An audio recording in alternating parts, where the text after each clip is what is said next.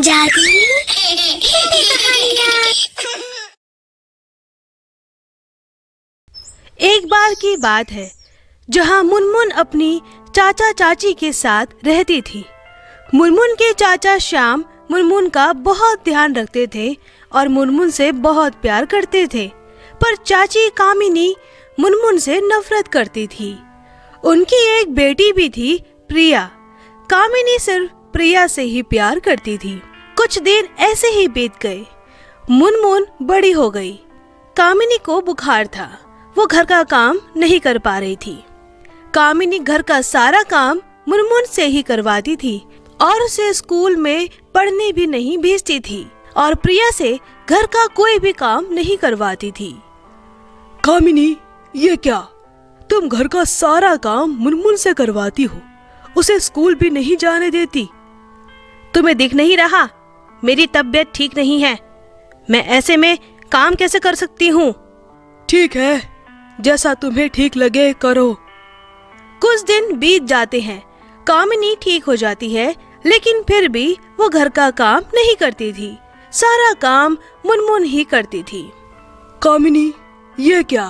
तुम अब भी सारा काम मुनमुन से ही करवाती हो? अरे आप क्यों चिंता कर रही हैं? वो लड़की है, उसे घर का काम आना चाहिए। कल को ससुराल ही जाना है उसने।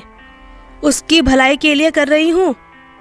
और प्रिया तो अपनी बेटी है, मैं उससे काम कराऊं या नहीं वो मेरी मर्जी है। मुनमुन घर के काम के लिए कुएं में पानी भरने जाती थी। उसी रास्ते में एक ममता नाम की बूढ़ी अम्मा का चाउमीन का ठेला था। अम्मा बूढ़ी होने की वजह से मुनमुन उन्हें भी कुएं से पानी भरकर उन्हें पानी देती थी और वो बूढ़ी अम्मा मुनमुन को बदले में चाउमीन खिलाती थी। अम्मा जी, आपका बहुत बहुत धन्यवाद जो मुझे आपने चाउमीन खाने को दी। मुझे बहुत भूख लगी थी। नहीं बेटी, तुम भी तो मेरा काम करती हो। एक दिन प्रिया स्कूल से आ रही थी, तभी मुनमुन को चाउमीन खाते देख लेती है और घर जाकर अपनी माँ को बता देती है।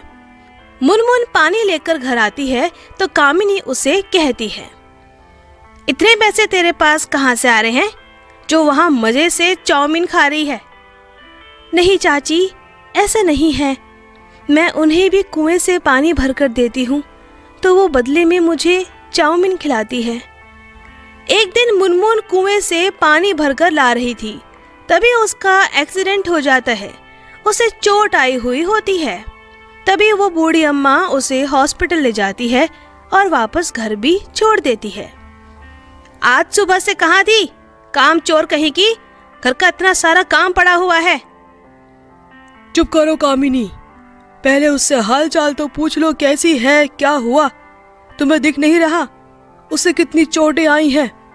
अगर वो अम्मा नहीं होती तो न जाने क्या होता मुनमुन का। अगले दिन इसी हालत में उसे सारे काम करवाए और वो बूढ़ी अम्मा देख लेती है। अगले दिन मुनमुन बूढ़ी अम्मा से कहती है, अम्मा जी, मुझे वहां नहीं रहना। चाची मेरे साथ बहुत बुरा कर दी है।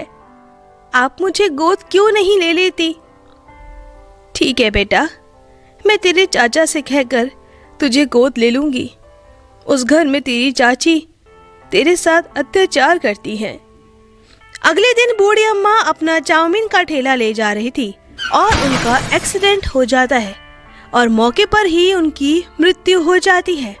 उसी समय मुनमुन हॉस्पिटल से वापस आ रही थी, तभी अम्मा का एक्सीडेंट देख दौड़ी दौड़ी आती है। अम्मा जी उठिए ना, आपको क्या हुआ? आपके सिवा मेरा इस दुनिया में कोई नहीं है। अम्मा जी उठिए ना। फिर गांव वाले अम्मा जी को ले जाते हैं। फिर मुनमुन मंदिर में जाकर रो रही होती है। तभी वहाँ के पंडित जी आकर कहते हैं, क्या हुआ बेटी, तुम रो क्यों रही हो? और मुनमुन उन पंडित जी को अपनी सारी बात बता देती है। तुम चिंता मत करो बेटी, जिनका कोई नहीं होता उनका भगवान होता है। ये लो, इन बीजों को मंदिर के बाहर लगा दो। फिर मुनमुन उन बीजों को मंदिर के बाहर लगाकर खाली हाथ घर चले जाती है और कामिनी मुनमुन को खाली हाथ देख कहती है, आज कहाँ रह गई थी तू? हैं? रोज रोज घर लेट आती है। माँ, अम्मा जी का एक्सीडेंट हो गया है, उनकी मौत हो गई है। तो मैं क्या करूं? चल अब काम कर घर का, तुझे खाना भी बनाना है। फिर मुनमुन रोते रोते घर का काम करने लगती है। अगले दिन जब मुनमुन मंदिर जाती है तो देखती है जहाँ पर उसने बीज बोए थे वहाँ पर 3 बड़े बड़े विशाल आम के घर थे और वो जादुई आम के घर थे। उतने में वहाँ वही अम्मा जी की आत्मा आती है और कहती है, मुनमुन बेटी, तुम बहुत अच्छी लड़की हो। ये तीनों विशाल आम के घर तुम्हारे हैं। पहले आम के घर में तुम जो चाहे कपड़े मांग सकती हो और दूसरे आम के घर में तुम्हें जो खाना है तुम खा सकती हो और तीसरे आम के घर में सोना चांदी है, तुम्हें जितना चाहिए तुम ले सकती हो। फिर मुनमुन पहले आम के घर में जाती है और वहाँ बहुत सारे कपड़े देखकर खुश हो जाती है और उनमें से वो एक ड्रेस पहन लेती है। फिर दूसरे आम के घर जाकर वो अच्छा स्वादिष्ट खाना खाती है, पर वो तीसरे आम के घर में नहीं जाती क्योंकि उसे सोने चांदी से कोई मतलब नहीं था, वो लालची नहीं थी। फिर वो अपने घर जाती है और उसे देखकर कामिनी कहती है, क्यों मुनमुन, कहाँ थी अब तक? तेरा रोज रोज का नाटक मैं नहीं दे सकती अब। अगर तू कल फिर से घर लेट आई तो मैं तुझे इस घर से निकाल दूंगी। और ये क्या है? ये नए कपड़े कहाँ से लेके आई? तेरे पास इतने पैसे आते कहाँ से हैं? चाची, पंडित जी ने मुझे 3 जादुई आम के घर दिए हैं, उसी से मिला है ये सब। चल झूठी, बच्चा समझ के रखा है मुझे। 3 जादुई आम के घर। ठीक है माँ, अगर आपको मेरी बात पर यकीन नहीं तो कोई बात नहीं। ऐसे ही कुछ महीने बीत गए। मुनमुन उस विशाल आम के घर से गरीबों की मदद करती थी और उसे प्रिया देख लेती है। माँ, आप जानती हो ये मुनमुन ना गरीबों की मदद करती है, उन्हें खाना देती है, कपड़े देती है और पैसे देती है। कामिनी को विश्वास नहीं हुआ और वो अगले दिन मुनमुन का पीछा करती है।